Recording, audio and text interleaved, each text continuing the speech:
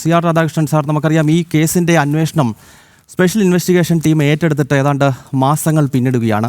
ഈ ഘട്ടത്തിൽ ഇതുവരെ കുറ്റപത്രം സമർപ്പിക്കാൻ പോലും SITക്ക് കഴിഞ്ഞിട്ടില്ല. ഈ പശ്ചാത്തലത്തിൽ CBI പോലെ ഒരു കേന്ദ്ര ഏജൻസികളുടെ ആവശ്യകത ഈ അന്വേഷണത്തിൽ അനിവാര്യമല്ലേ? എത്രത്തോളം അതിനുള്ള സാധ്യതകളുണ്ട്? പ്രത്യേകിച്ച് നാളെ ഇടക്കാല റിപ്പോർട്ട് ഹൈക്കോടതിയിൽ സമർപ്പിക്കാനിരിക്കെ. ഈ ശബരിമല സ്വർണ്ണ അപഹരണം സംബന്ധിച്ചുള്ള കേസുകൾ അത് ബഹുമാനപ്പെട്ട കോടതി ഇനിഷ്യേറ്റ് ചെയ്ത് തുടങ്ങിയ ഒരു അന്വേഷണമാണ്. അപ്പോൾ ഇതിൽ അന്വേഷണ ഉദ്യോഗസ്ഥന്മാരെ നിയോഗിച്ചതും കോടതിയാണ്. അവിടെ രണ്ട് മൂന്ന് പ്രധാനപ്പെട്ട വിഷയങ്ങളിലാണ് ഈ അന്വേഷണം നടക്കുന്നത്. ഒന്ന്, ഈ ശബരിമല അയ്യപ്പൻ്റെ ധനം അപഹരിച്ചു. 2, ആചാര ലംഘനം. 3, അധികാര ദുർവിനിയോഗം. ഇങ്ങനെയുള്ള 2-3 മേഖലകളിലാണ് ഇതിന് അന്വേഷണം നടന്നുകൊണ്ടിരിക്കുന്നത്. അപ്പോൾ ആദ്യമായി SIT രൂപീകരിക്കുന്നതിന് മുമ്പായി തന്നെ ബഹുമാനപ്പെട്ട കേരള ഹൈക്കോടതി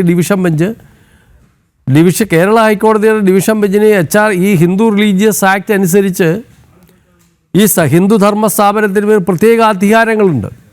ആ അധികാരങ്ങൾ ഉപയോഗിച്ചാണ് ദേവസ്വം ബോർഡിൻ്റെ തന്നെ ഒരു സൂപ്രണ്ട് ഓഫ് പോലീസ് ഡെപ്യൂട്ടേഷനിൽ വന്ന വിജിലൻസ് വിഭാഗത്തെ കൊണ്ട് ഇതിൻ്റെ ഒരു പ്രാഥമിക അന്വേഷണം നടത്തിക്കുകയായിരുന്നു.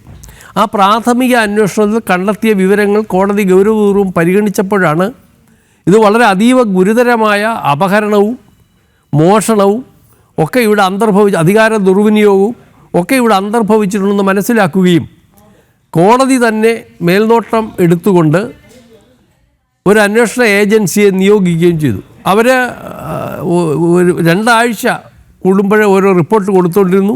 അതനുസരിച്ച് കോടതി നിരവധി ഉത്തരവുകൾ, ഇടക്കാല ഉത്തരവുകൾ പുറപ്പെടുവിച്ചും കഴിയും. അതിലൊരു ഇടക്കാല ഉത്തരവിൽ ബഹുമാനപ്പെട്ട കോടതി തന്നെ പറഞ്ഞിട്ടുണ്ട്, ഞങ്ങൾക്കൊരു ബാധ്യതയുണ്ട് ഈ ഹിന്ദു ധർമ്മ സ്ഥാപനത്തിൻ്റെ കാര്യത്തിൽ. ആ ബാധ്യതയാണ് ഞങ്ങളിപ്പോൾ നിറവേറ്റുന്നത്. കാരണം ആക്റ്റിൽ തന്നെ കോടതിക്ക് ഇടപെടാനും ഇത്തരം കാര്യങ്ങൾ അന്വേഷിക്കാനും ബഹുമാനപ്പെട്ട കോടതിക്ക് മാത്രമാണ് അധികാരം എന്ന ഒരു വകുപ്പുള്ളത് കൊണ്ടാണ് കോടതി അങ്ങനെ പറഞ്ഞത്. അപ്പോൾ ആ SIT അന്വേഷണം നടന്നു. അതൊരു 4 ആഴ്ച കഴിഞ്ഞു. അവിടെ ഫർദർ റിപ്പോർട്ട് അവരടുത്ത ഒരു 6 ആഴ്ച കൂടി സമയം ചോദിച്ചു. അപ്പോൾ അവർക്ക് 6 ആഴ്ച കോടതി അനുവദിച്ചു. അതാണ് ഇപ്പോൾ തീരാൻ പോകുന്നത്. അതിൻ്റെ റിപ്പോർട്ടാണ് കൊടുക്കാൻ പോകുന്നത്. അപ്പോൾ അതിൻ്റെ പ്രാഥമിക അന്വേഷണം നടക്കുമ്പോഴേ കുറേ കാര്യങ്ങൾ പുറത്തു വന്നതും പുറത്തു വരാത്ത കുറേ കാര്യങ്ങളുണ്ടാവാം. പക്ഷേ എന്തായാലും പുറത്തു വന്ന കാര്യങ്ങളെ സംബന്ധിച്ചിടത്തോളം നമ്മുടെ സമസ്ത ഹിന്ദുക്കൾക്കും വിശ്വാസികൾക്കും വളരെ ഉത്കണ്ഠയുള്ള കുറേ കാര്യങ്ങളുണ്ട്. അപ്പോൾ ഇത് കൂടാതെ തന്നെ അവിടെ ഏറെക്കാലമായി ആചാര ലംഘനം തുടർന്ന് നടക്കുന്നു എന്നും അതുപോലെ തന്നെ ഈ അയ്യപ്പൻ്റെ ദേവധനം പല ഘട്ടങ്ങളിലായി പല രൂപത്തിലായി അപഹരിക്കപ്പെട്ടിട്ടുണ്ടെന്നും വിദേശത്തേക്ക് കടത്തി എന്നുമൊക്കെ തുടർന്ന് കണ്ടെത്തൽ ഉണ്ടായി. ആ കണ്ടെത്തലിൻ്റെ അടിസ്ഥാനത്തിലാവാം രാഷ്ട്രീയ സംഘടനകൾ പലരും വ്യക്തിപരമായും ഇത് ഇവിടെ കൊണ്ട് അവസാനിക്കില്ല, ഒരു വിശാലമായ ക്യാൻവാസിൽ അതിൽ കുറച്ചുകൂടെ വിപുലമായൊരു അന്വേഷണം വേണമെന്നൊക്കെയാണ് ഇപ്പോൾ ആവശ്യപ്പെടുന്നത്. ഇപ്പോൾ ഒരു ദേവസ്വം ബോർഡിലെ പ്രവർത്തിച്ച ഒരു ഉദ്യോഗസ്ഥൻ എന്നുള്ളതിൽ ഞാൻ ഇതിൻ്റെ ഒരു രാഷ്ട്രീയ കാഴ്ചപ്പാടോ അല്ലെങ്കിൽ മറ്റൊരു തരത്തിലുള്ള കാഴ്ചപ്പാടോ ഞാൻ അതിലേക്ക് പോകുന്നില്ല. പക്ഷേ ഇവിടെ ഒരു പ്രധാനപ്പെട്ട ഒരു വിഷയമുണ്ട്.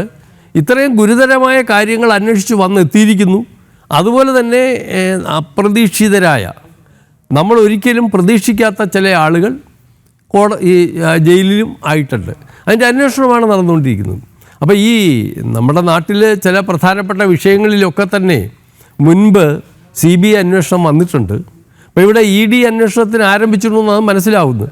ആ CBI അന്വേഷണങ്ങളൊക്കെ പിന്നീട് കാലം നീണ്ടുപോയിട്ടുണ്ടെന്നാണ് നമ്മുടെ അനുഭവം. അപ്പോൾ ഇതേ സംബന്ധിച്ചിടത്തോളം നീണ്ടുപോകുന്ന ഒരു കാലം ഒട്ടും നല്ലതല്ല. അതുകൊണ്ട് ഈ നാളത്തെ ഈ SITയുടെ റിപ്പോർട്ട് പരിഗണിച്ച്, അപ്പോൾ കോടതി തന്നെ ബഹുമാനപ്പെട്ട BJP അധ്യക്ഷൻ്റെ ഒരു പരാതി അവിടെ ഉണ്ട്. CBI എൻക്വയറി സംബന്ധിച്ച് കോടതി ഒരു ഹിയറിംഗ് നടത്തി. CBIയുടെ വില്ലിങ്നെസ് അവർ ഇത് അന്വേഷണം നടത്താൻ തയ്യാറാണെന്ന് സമ്മതിച്ച് എഴുതി കൊടുത്തിട്ടുണ്ട്. അപ്പോൾ ബഹുമാനപ്പെട്ട കോടതി അത് പരിഗണിച്ച് ആവശ്യമെങ്കിൽ അത് ഉത്തരവാകും, അല്ലെങ്കിൽ ഈ അന്വേഷണം തുടരും എനിക്ക് പറയാൻ പറ്റൂ. എന്തായാലും നാളെ അതിലൊരു തീരുമാനം ഉണ്ടാകുമെന്നാണ് ഞാൻ പ്രതീക്ഷിക്കുന്നത്. ഓക്കെ